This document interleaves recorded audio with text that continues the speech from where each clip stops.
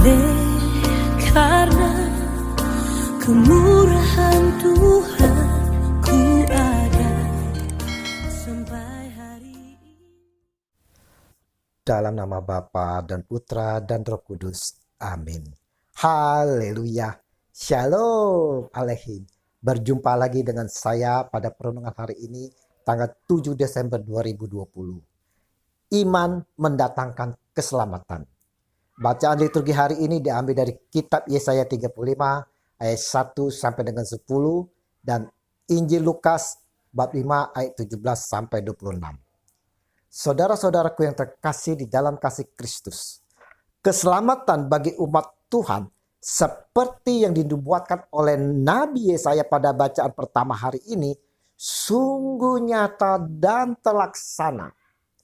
Nubuat yang disampaikan oleh Nabi Yesaya, pada waktu itu mata orang-orang buta akan dicelikkan dan telinga orang-orang tuli akan dibuka. Pada waktu itu orang lumpuh akan melompat seperti lusa dan mulut orang bisu akan bersorak-sorai. Sebab mata air memancar di padang gurun dan sungai di padang belantara. Yesaya 35 ayat 5 sampai dengan 6. Sungguh dinyatakan dalam kehadiran Tuhan kita Yesus Kristus. Dalam Injil hari ini saudara-saudara, kita melihat bagaimana keselamatan itu ditampakkan sangat jelas oleh Yesus Kristus. Keselamatan akan didapatkan jika ada iman. Seperti kisah si lumpuh di dalam Injil hari ini. Saudara-saudaraku, sangat menarik sekali untuk kita renungkan akan keselamatan ini.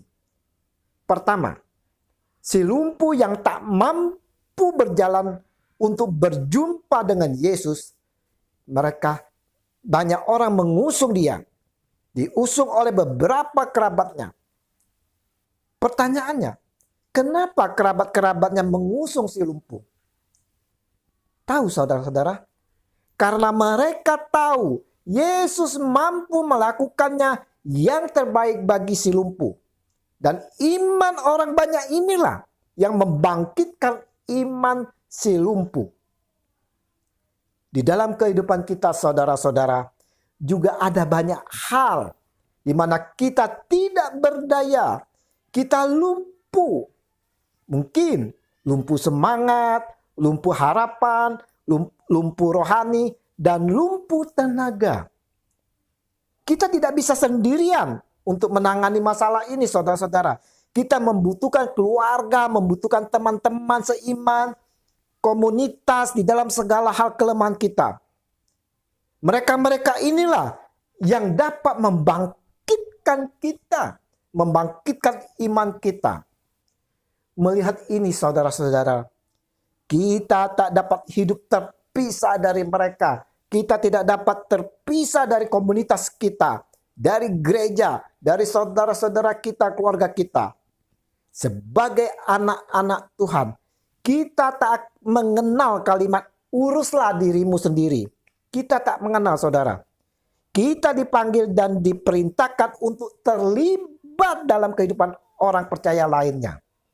Dan kita pun harus membuka diri agar orang Kristen lain pun terlibat di dalam kehidupan kita supaya kita tetap terpelihara dari kejatuhan. Yang kedua, saudara-saudaraku yang terkasih, ketika Yesus melihat iman mereka, berkatalah ia, "Hai saudara, dosamu sudah diampuni." Lukas 5:20. Oh haleluya, saudara-saudara.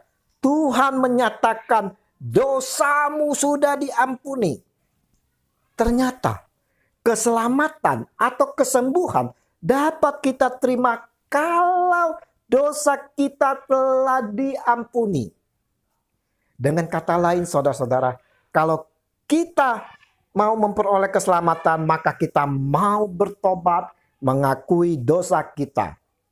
Karena jika kita mengaku dosa kita, maka ia adalah setia dan adil.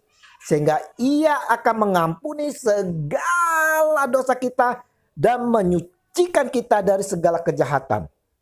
1 Yohanes 1 ayat 9. Kita pun harus bersyukur karena oleh kasih-Nya kita sungguh dibersihkan. Dan aku tidak lagi mengingat dosa-dosa dan kesalahan mereka. Ibrani 10 ayat 17. Mari saudara-saudaraku yang terkasih di dalam kasih Kristus, melalui renungan hari ini, kalau kita mau memperoleh keselamatan atau kesembuhan dari Dia, Tuhan kita Yesus Kristus, sakit penyakit apapun yang kita derita saat ini, mari kita mau datang dengan penuh iman kepada Yesus Tuhan kita dan mau mengakui segala kesalahan kita, dosa-dosa kita, dan mintalah pengampunan darinya sehingga kita dibersihkan dan diampuni, maka kita disembuhkan. Kita juga mau saudara-saudara hidup selalu di dalam komunitas yang saling membangun dan membangkitkan iman. Janganlah kita terpisah dari komunitas kita. Mari saudara-saudara, kita mau saling membangun, saling membangkitkan. Haleluya. Yesus Tuhan, ampunilah segala dosa kami. Biarlah kami boleh terbebas dari dosa, sehingga kami boleh mengalami keselamatan, kesembuhan yang hanya datang daripadamu. Yesus Tuhan kami. Amin. Dalam nama Bapa, Putra, dan Roh Kudus. Amin. Shalom.